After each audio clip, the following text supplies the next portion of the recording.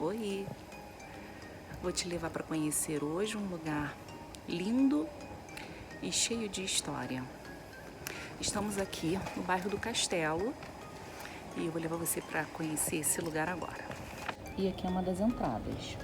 Chamam de Porta dos Figos ou dos Fogos.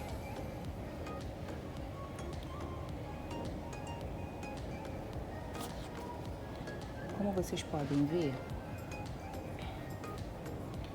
essa é a parte da cerca externa do castelo,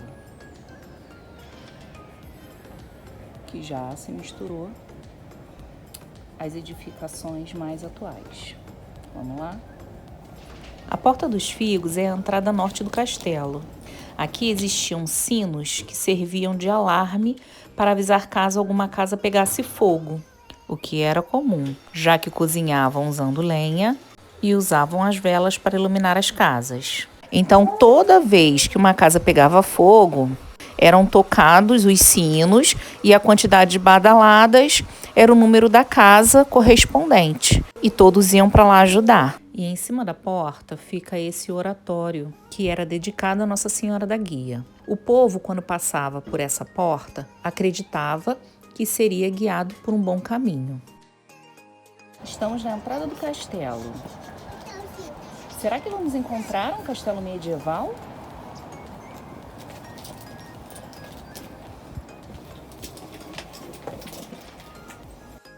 Sim, ele é um castelo medieval.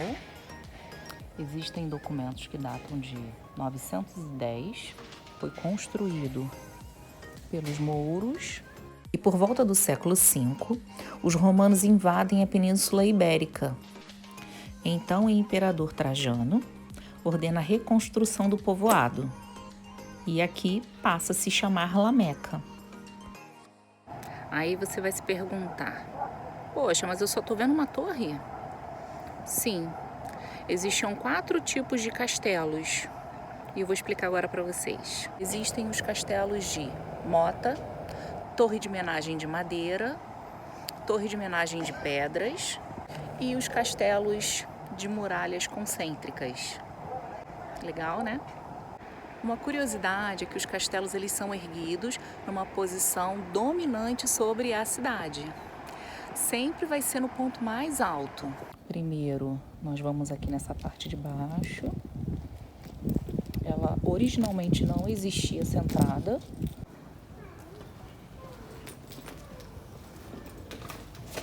O teto, como vocês podem ver, de madeira. Aqui tinha um alçapão, onde quem ficava aqui na torre descia. E esse lugar é onde ficavam armazenados os alimentos, água, para quando houvesse algum ataque à cidade, eles pudessem ficar em segurança e se manter aqui.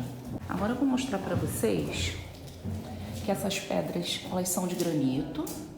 Como vocês podem observar, temos uma estrela lapidada, um desenho que eu creio que seja um caracol. Por que tem esses desenhos? Então, os trabalhadores que lapidavam as pedras, né, eles recebiam no final do dia pela quantidade de pedras que eram lapidadas. E era um trabalho muito árduo, porque naquela época não tinham ferramentas adequadas e eles precisavam fazer esses tijolinhos, né, no formato correto para poder encaixarem. E aí, cada trabalhador marcava a sua pedra com um desenho para que no final do dia ele pudesse receber. A entrada era lá em cima. Eles tinham uma escada de madeira. Eles colocavam aqui para fora quando precisavam descer. E depois eles subiam com essa escada também por medida de segurança. Eu vou contar para vocês uma curiosidade. Essa parte de baixo ela foi aberta por volta do século XX. E aqui passou a ser a prisão da cidade. Aqui ao lado eles fizeram de alvenaria uma casa para o carcereiro. Esse castelo ele é monumento nacional desde o dia 23 de junho de 1910.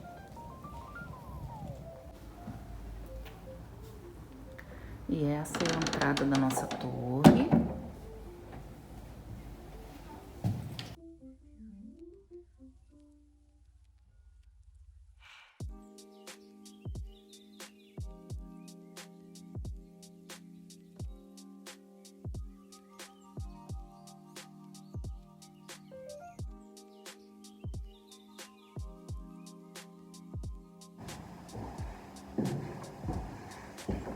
Esse aqui é o piso do meio.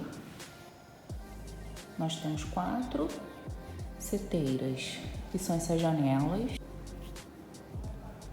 Os arqueiros, eles empunham as suas flechas. Aqui nesse espaço parece uma janelinha, mas são as seteiras. E aí, quando vinha o inimigo, eles podiam se defender. Estratégia de guerra. Aqui a gente tem também uma réplica de uma catapulta que era usada nas guerras quando ia conquistar um castelo. Você levava para a guerra uma arma dessa.